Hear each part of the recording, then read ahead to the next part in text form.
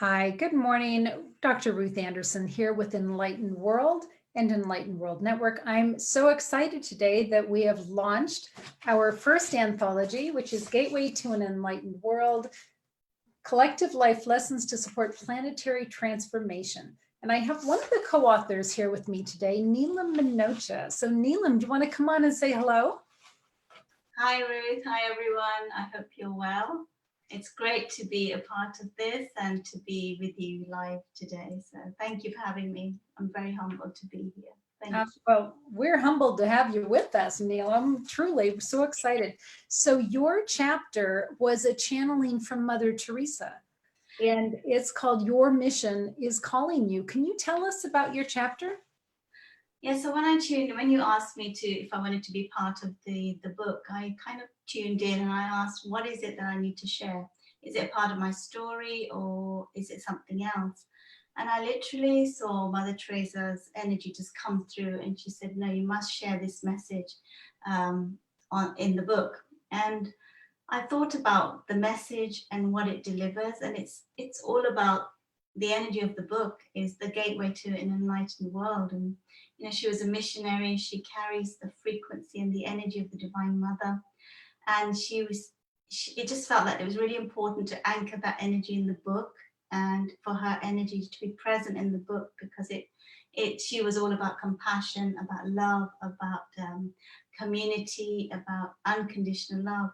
And so she, intuitively, she was guided to go to India and to work with orphans, to embrace the people, the souls that humanity was ignoring. And she opened her arms to all the sick, the lepers, the orphans. She just opened up everything, to everyone that society rejected.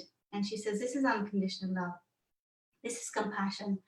We cannot ignore what is happening on our doorstep. We have to start somewhere. And she said that it was really important to look at, first, start with your home, with your children, and then spread out to your area, and then spread out to the world, your compassion. But she talks a lot in the channeling about love for self, looking at your life, simplifying your life, having compassion for yourself before you give compassion to others. Just this, it really touched me, this channeling, because there are so many messages, and yet they're very simple, yet they're very profound.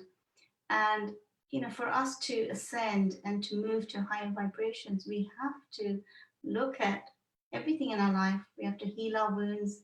We have to have compassion for ourselves.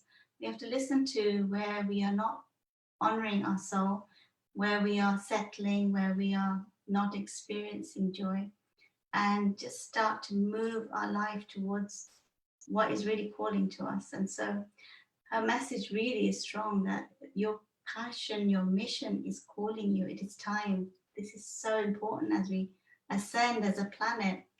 We walk together, opening our arms and working together, or walking together to higher love, to unconditional love. So it was really important to bring her message and her energy of that mother energy into the space, the divine feminine energy. So yeah, I was surprised actually, because I thought, okay, what can I write about from my life journey? But she literally walked right through, and she said, no, you must anchor this energy into the book and carry this divine feminine energy through. And it is all women speaking. Well, there's one man, isn't there? On the We've got Stephen Altair. Yes. Yeah, so that's really lovely. But it was this energy that was coming through. Yeah.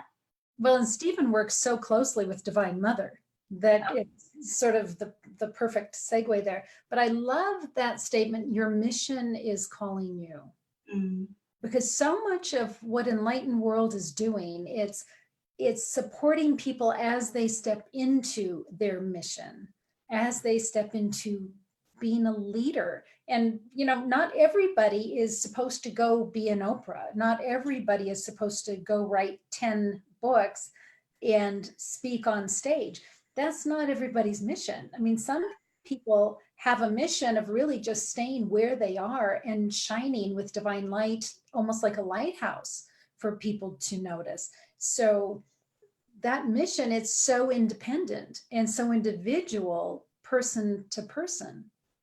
Absolutely. And you know, sometimes we think that the mission has to be really big, and then that could be very overwhelming, that my mission is so big that I have to do massive work. But actually, she said, create ripples of change just by being a lighthouse and a beacon literally in your space.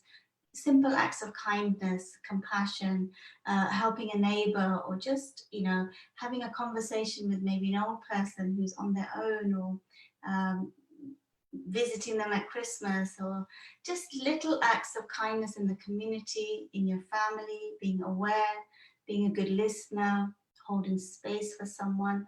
It starts just as simple as that, and that can create that ripple of change. Even giving someone a compliment in the day can change their vibration, and then that will continue to ripple out to others. So our mission is just to be that compassionate energy of love and kindness, and it doesn't mean thousands of people necessarily for everyone, but it just can be so simple as just the person in front of you, and in your community.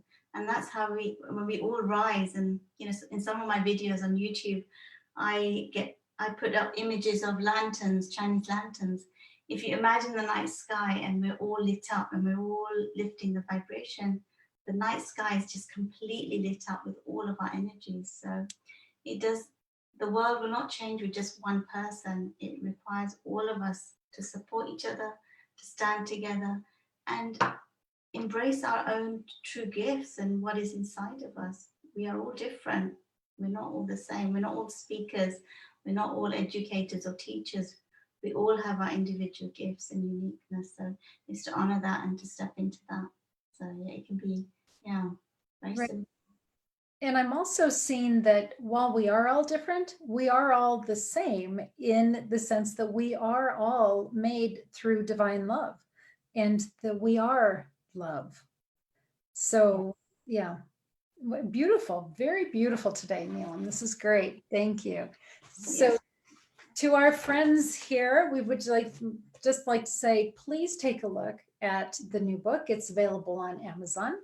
And if you're interested in Neelam's work, and you should be, because Neelam does fabulous work, how can they follow you? So they can follow me on my website. It's www.neelamminocha.com. And on there, I've got all my links to my social media, to Facebook, to Instagram, so they can follow my posts as well. But so just have a look on my website, and then, you know, you can reach me from there. They can email me or contact me.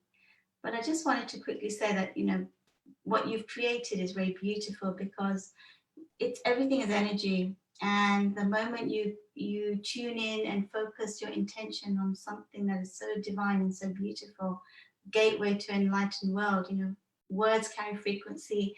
The energy of the book is very beautiful. It's like when I close my eyes and I connect to the energy of the book, there's energy just bouncing off it. So just to have that in your space, energy has a voice, and it starts to guide your own frequency and align it to that. So it's really powerful what you've created. It's very beautiful. You will naturally lift your vibration by reading the stories. There's just love, divine love coming through it. So it's very beautiful, you know. So I'm very grateful and honored to be a part of that. Thank you so much. That's so, so kind. If anybody's interested in learning more about Enlightened World, you can go to www.enlightenedworld.online.